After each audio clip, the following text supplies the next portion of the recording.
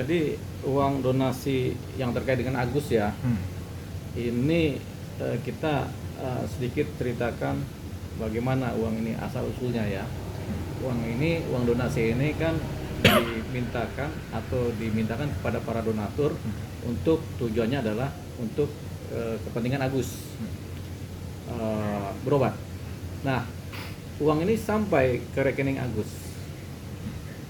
Konteks ini menjadi uang Agus karena uang ini adalah uang yang untuk kepentingan Agus. Nah, ketika kemudian Agus dianggap menyimpangkan penggunaan uang, ada yang protes. Ada yang protes ini tentunya dari si orang yang kemudian berupaya memarketkan lah supaya Agus ini menerima donasi. Nah, kemudian beliau minta supaya uangnya dikembalikan dulu ke yayasan. Nah, ini salahnya Agus. Dia menyerahkan uang ini kembali kepada yayasan. Ketika uang dikembalikan kepada yayasan, otomatis uang ini menjadi uang netral. Uang netral ada di yayasan untuk kepentingan Agus, tapi sudah bukan uang Agus lagi. Dia kembali menjadi uang netral.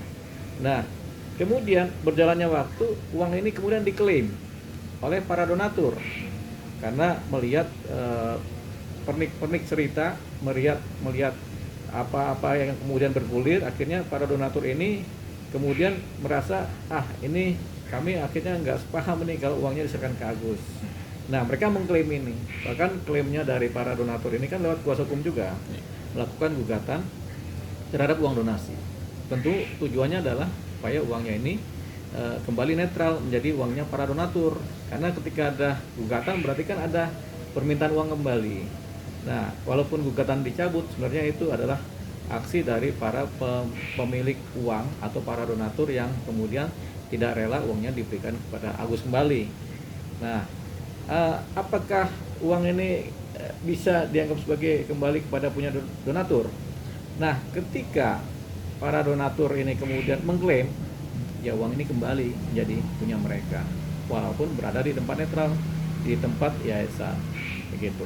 Itulah kenapa para donatur sebelumnya melakukan gugatan, tujuannya supaya uang ini kembali ke wilayah mereka, atau setidak-tidaknya uang ini penempatannya, alokasinya menjadi jelas kepada siapa yang membutuhkan. Nah, ini persoalan yang kemudian mereda karena ada kesepahaman antara yayasan yang menampung uang ini mungkin dengan para donatur, sehingga laporan atau gugatan para donatur ini kemudian dicabut karena mungkin sudah ada kesepahaman.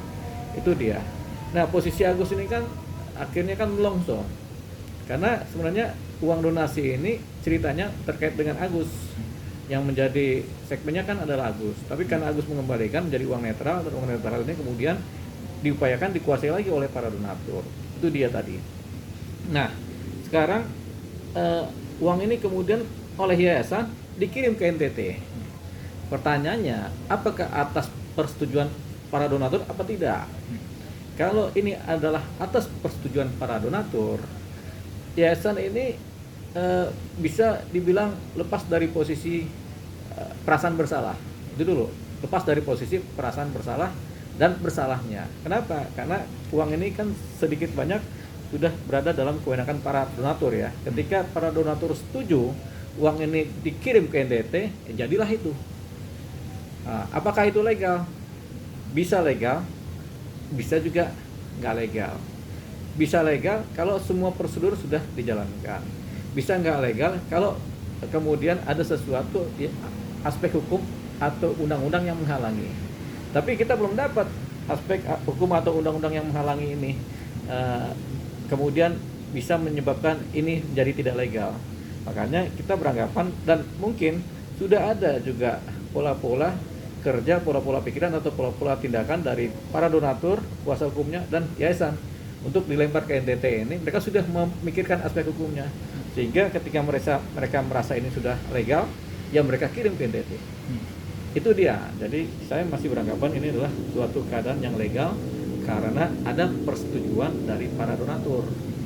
Nah, kalau lain halnya kalau para donatur atau kuasa hukum donatur tidak setuju uang itu dikirim ke NTT, nah yayasan salah. gitu, karena tidak ada persetujuan dari para donatur. Nah, itu dia. Nah, sekarang bagaimana pihak Agus? Apakah Agus bisa mempersoalkan ini? Karena kan uang ini trade-nya kan atas nama, trademark-nya kan atas nama Agus. Agus bisa saja ini kemudian dijadikan suatu persoalan atau sengketa hukum. Cuman mulainya dari mana? Apakah mulainya dengan gugatan poin prestasi atau gugatan perbuatan melawan hukum? Cuma dua itu aja.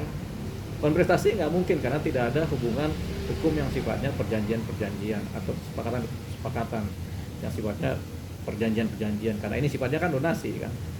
Nah, kalau perbuatan melawan hukum apa yang dilanggar? Itu dulu. Itu harus dicarikan gitu. Nah, jadi sementara saya sendiri belum dapat bagaimana pola menggugatnya dari seorang Agus ini terhadap uang donasi. Karena uang ini sudah menjadi uang netral dan punyanya sih para donatur lagi, dianggap begitu. Seperti itu. Nah, yang ada sekarang tinggal ngedumel. Siapa yang merasa nggak pas atau perasaannya nggak seret kalau uangnya dikirim ke NTT, tentunya ngedumel siapapun.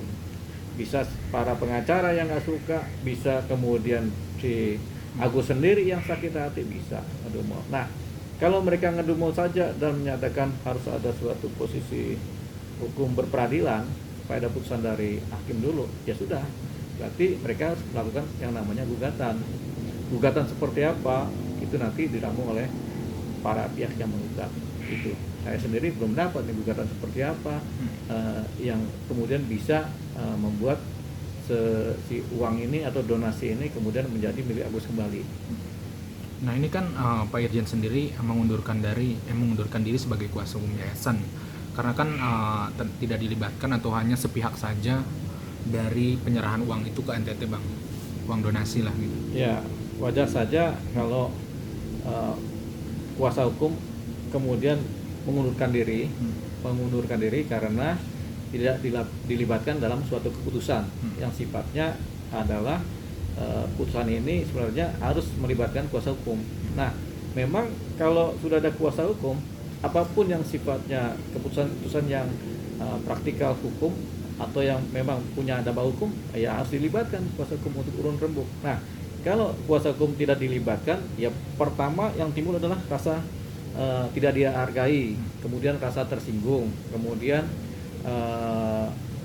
yang paling rasional atau yang dianggap logis rasional ya karena ya ini kuasa hukum harus tahu, kalau nggak tahu nanti berbahaya, begitu bahasanya, nanti keadaan ini bisa berbahaya. Jadi itu yang kemudian kuasa hukum menarik diri. Nah, wajar Pak Irjen Ricky menarik diri dari persoalan yang seharusnya dia ikut mengetahui atau ikut menyetujui tapi dia tidak dilibatkan, yaitu ya dia wajar melakukan langkah pengunduran diri. Itu kan logika rasional, logika hukum. Tapi masing-masing tentu punya alasan dan logika juga. Alasan pihak si donatur dan kuasa hukumnya dan yayasan punya alasan sendiri yang legal juga untuk melimpahkan ini kepada pihak lain ya, kepada yang lebih membutuhkan ya. Jadi alasan mereka juga rasanya ada yang rasional, dan alasan dari pihaknya Agus juga ada juga yang rasional juga. Nah, persoalannya uang ini uang yang bukan lahir dari perjanjian yang ketat. Uang ini lahir dari rasa dermawan para donatur, sehingga uang ini disebut sebagai uang derma. Sebenarnya uang derma itu biasanya tidak ada perjanjian yang ketat. Jadi derma itu adalah orang memberi karena iba, karena ikhlas, karena pengen memberi saja kan begitu kan. Tapi kemudian rasa ini kemudian berubah dari rasa iba ikhlas akhirnya nggak ikhlas, akhirnya ditarik lagi. Jadi itu lebih kepada persoalan sikap dan rasa begitu. Nah, untuk aspek hukumnya sendiri, uang derma ini jarang kemudian dianggap sebagai suatu persoalan yang kriminal. Jadi dan persoalan perdata pun jarang begitu, karena ini uang derma. Kita kalau udah ngasih derma atau persembahan atau kita kasih ke fakir miskin atau ke pengemis, kita ngasih uang ini kan, uang apa namanya kalau kita kasih pengemis kan, misalnya ada pengemis kita kasih ini uang nih kan begitu kan. Nah, itu kan disebut uang derma kan, itu nggak ada hukumnya. hukumnya adalah keikhlasan dan ketidakikhlasan. Tapi keikhlasan dan ketidakikhlasan itu biasanya lebih kepada perasaan dan bukan kepada persoalan hukum. Begitu, jadi inilah yang kemudian akan menjadi polemik.